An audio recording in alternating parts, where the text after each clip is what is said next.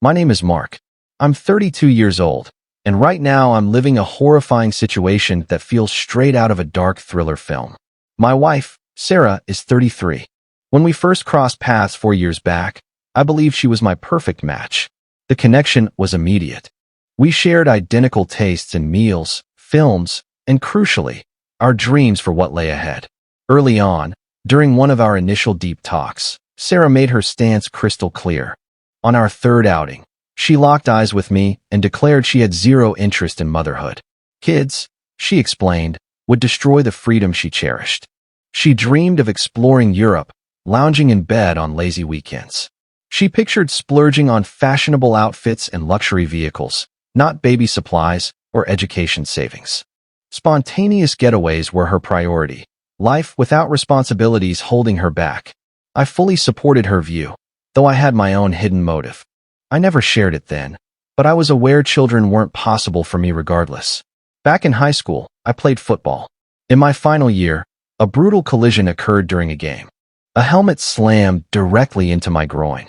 The agony was unbearable. Emergency surgery followed. It was chaotic. Once recovered, extensive examinations were performed. The specialists delivered devastating news no young man expects. They informed me of permanent infertility. The trauma had destroyed any chance of producing viable sperm. My count was essentially non-existent. Natural conception was out of the question. It crushed me at first, but eventually I came to terms with it.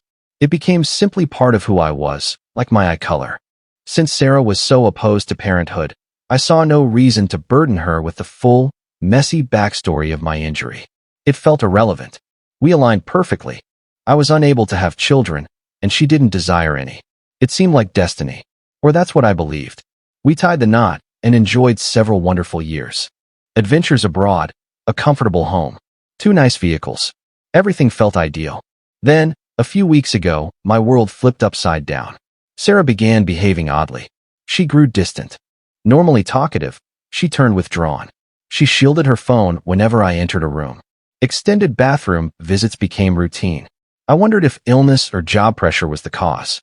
One evening on the sofa, the atmosphere felt wrong. She avoided eye contact. I pressed gently. "Sweetheart, what's wrong? You've seemed off for days. Just open up to me." She inhaled deeply, eyes filling with tears. "Mark, I remember our agreement. We both said no children, but I have news." My pulse raced. Dread hit hard. "I'm expecting," she continued. 8 weeks now." I went rigid. My mind blanked. How could this be? Biologically, I couldn't cause a pregnancy. I stared blankly. She mistook my silence for joyful astonishment. She clasped my hands, words tumbling out. "I understand. We never planned it. But now it's real, and something inside me has shifted. I feel ready to embrace motherhood. This must be destiny.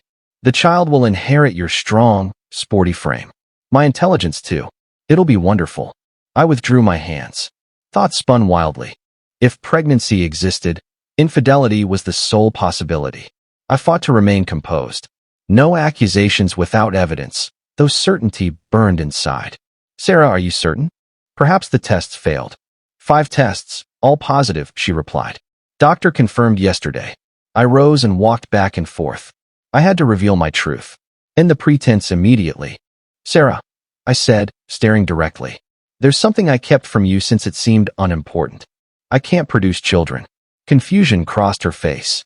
"What exactly do you mean?" "I'm sterile," I explained. "High school injury, severe.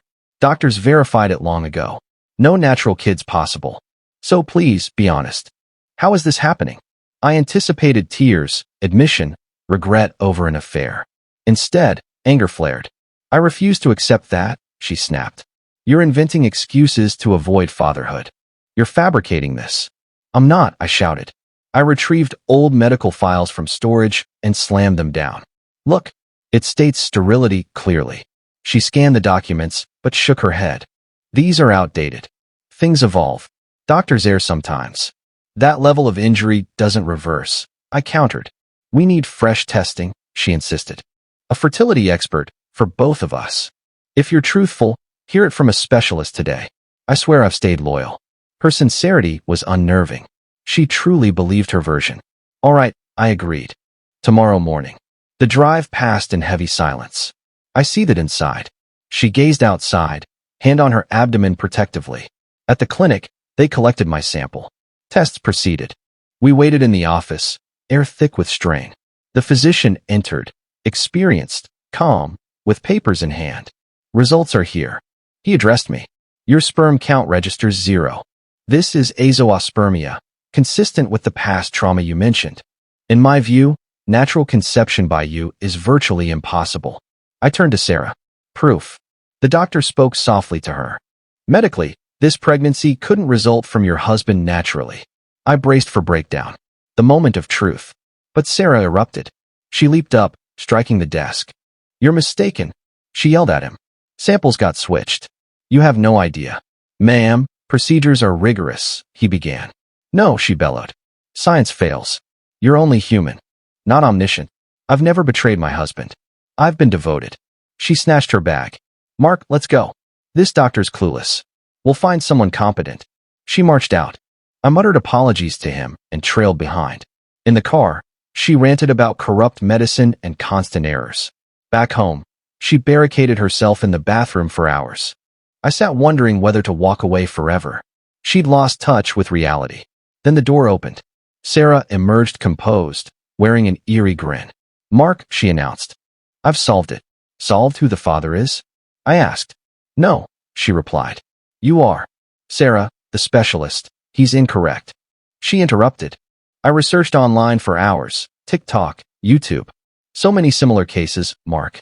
Wives whose husbands were declared infertile, yet through prayer and belief, pregnancies occurred. She approached and caressed my cheek. This is divine intervention. The only logical answer. It challenges science, logic, everything. A heavenly blessing. We've been selected. My mouth fell open. She'd constructed a fantasy where religion and viral tales erased her betrayal. Sarah, that's delusional, I said. We're not even spiritual. Church isn't our thing. Doesn't matter, she answered. Perhaps this is our calling to begin. Have faith. Stop the negativity. Be grateful. We're blessed with a miraculous child. Without waiting, she grabbed her phone and dialed relatives. Her mother, my mother, siblings. Mom, it's unbelievable. Mark's sterile, yet I'm carrying. Doctors say impossible, but it's God's work. My phone erupted with calls. Family weeping, offering praise. Divine favor, they said. Nausea rose. I was ensnared in her fabrication. Denying it now would paint me as heartless, rejecting a supposed gift. Sarah paraded like a chosen one. Radiant, she pitted my skepticism, clinging to evidence over faith. I planned to exit, but not quietly.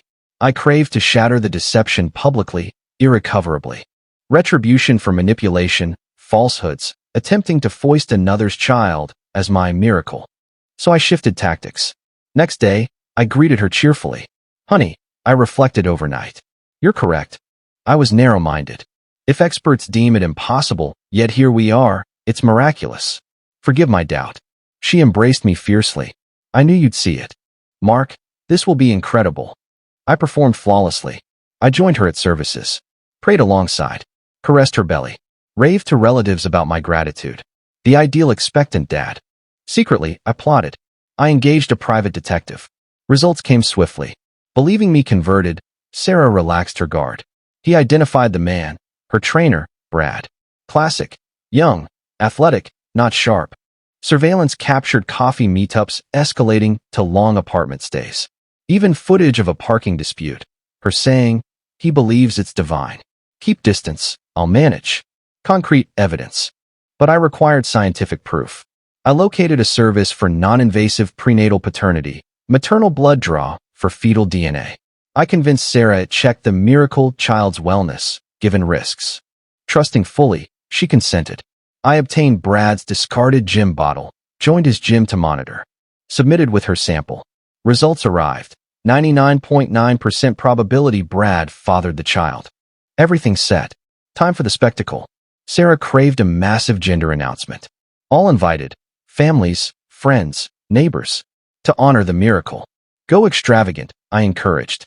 Venue rental, big projector slideshow of our story. I'll prepare the video, surprise for you. Ecstatic, she saw me as ideal spouse. Party day arrived. Around 100 guests. Pink/blue decorations filled the space. Our miracle sign prominent. Crowd embraced me, called me fortunate. I grinned, accepted well wishes. Brad attended too. Told Sarah he supported her circle. She tensed seeing him, but he lingered discreetly. Reveal moment came. I took the mic. Thanks everyone for joining. This journey's been wild. Many no conception seemed impossible. Sarah called it miraculous. Today, I'll reveal precisely how this miracle unfolded. Sarah glowed up front, clutching her mother's arm. Lights lowered. Slideshow began, soft tune, wedding images. Crowd cooed. Then audio halted. Footage rolled. PI clips of Sarah and Brad kissing outside, entering his place. Clear sound. He thinks it's a miracle. Stay back. I'll deal with it. Silence gripped the room.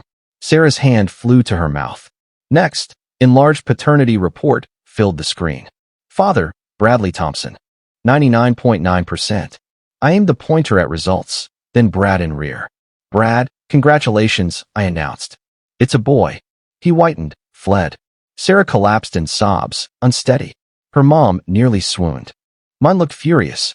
I faced Sarah. Truly miraculous, Sarah. Miraculous you figured I'd buy the story. From my pocket, I withdrew papers, dropping them in her lap.